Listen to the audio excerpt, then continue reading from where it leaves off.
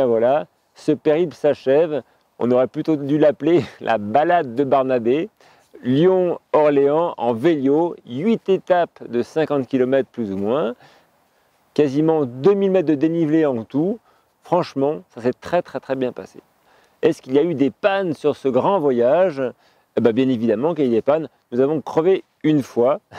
Bonne nouvelle, nous avons réparé ça à 4, comme en Formule 1, quasiment en tout cas, en 8 minutes top chrono. C'était super génial. Et à part ça, nous n'avons eu aucune autre panne, malgré toute la caisse à outils que j'avais préparée, des vis, des boulons, des perceuses et d'autres tubes, au cas où, eh ben, il ne s'est rien passé sur 450 km. Ça, c'était une bonne nouvelle qu'il fallait que je vous dise. Autre question, est-ce qu'il y a des inconvénients à ce vélo ou des choses qu'on pourrait améliorer? Bien évidemment, j'aimerais déjà un plus grand plateau à l'avant pour moins mouliner sur du plat. J'aimerais aussi un plateau plus petit que celui que j'avais dans la pente, pour vraiment monter absolument n'importe où. Et surtout, j'aimerais un moteur plus puissant.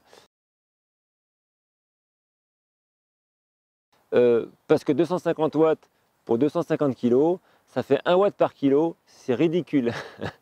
Voilà, malgré les jambes qui sont là derrière pour aider, une Zoé par exemple, à titre de comparaison, une voiture électrique Zoé possède 100 kW de puissance pour 1500 kg.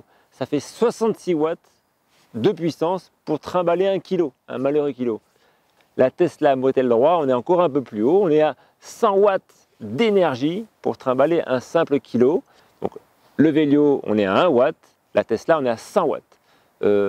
À un moment, il faudrait pouvoir rééquilibrer, donc bien évidemment, un moteur plus puissant, ça serait sympa, pour que les gros qui ont du poids puissent aussi faire du vélo avec un peu de montée sans transpirer, pour que les parents qui aimeraient trimballer leurs enfants sur des vélos avec un peu de pente ne soient obligés de transpirer ou de leur faire prendre le bus ou les faire courir derrière, pour que les gens qui ont envie de faire des courses de la semaine en vélo avec un peu de pente puissent aussi s'en servir, et que finalement aussi tous ceux qui habitent soit dans le Massif central, les Alpes, les Pyrénées et je ne sais encore quel coin vallonné puissent se servir d'un vélo avec la même puissance qu'une voiture par kilogramme, et pas pour faire du 100 km/h ou du 200 km, juste pour avancer simplement d'un point A à un point B, même si la vitesse est raisonnée et limitée à 25 km/h.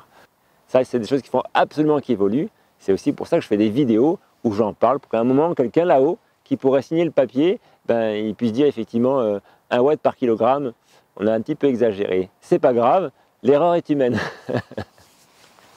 Dernière chose avant de vous quitter, j'ai croisé plein de gens complètement bizarres, des fous, dans le bon sens du terme bien évidemment. Je ne peux pas tout vous raconter les détails, mais avec l'un d'entre eux, j'ai croisé un sponsor qui est prêt à m'offrir un vélo tout neuf, sans moteur. Moi je mettrai un gros moteur dessus, si sur cette vidéo j'étais capable de faire 5000 commentaires. Alors je dis que 5000 commentaires ça serait beaucoup, et pas sûr que ça marche, mais bon, on ne sait jamais. Donc voilà, c'est son pari à lui, et on verra si j'ai un vélo l'année prochaine ou pas, pour peut-être faire la Via Rona, le lac Léman, jusqu'à Marseille. Allez, en 3 jours, ça serait bien ça. Je vous dis à très bientôt pour d'autres nouvelles histoires à suivre. Bye.